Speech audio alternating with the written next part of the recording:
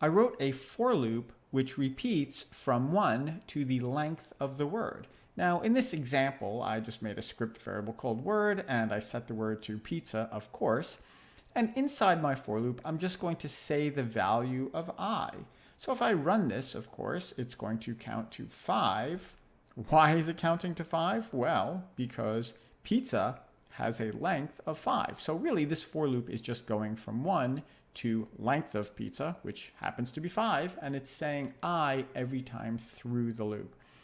But let's say I didn't want to say I.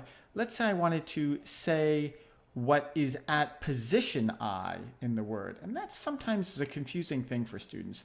I, just to be clear again, I is just a number. It's a number which is, it's actually sometimes called an iterator. It is iterating, or it is counting from 1 in this case to 5, because that's the length of my word. I'm going to modify this just slightly.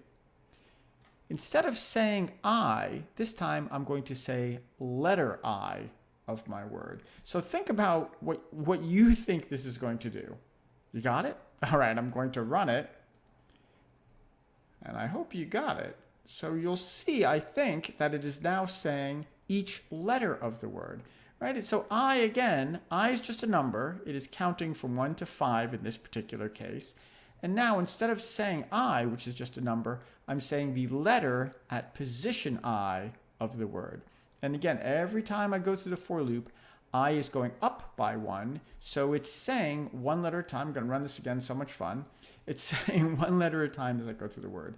So you're going to use this idea in your project. Now in your project, you're supposed to count the number of occurrences of a particular letter. So you're not going to have a say inside your for loop. You're going to have an if statement inside your for loop that's going to figure out if letter I of the word equals whatever letter the user inputs, and then you're going to have to increment some counter. So you're going to need a script variable to keep track of how many occurrences, to count up how many occurrences are in the given word. All right, this project's a little bit tricky, but I know you can do it. Get to work. Thanks for watching.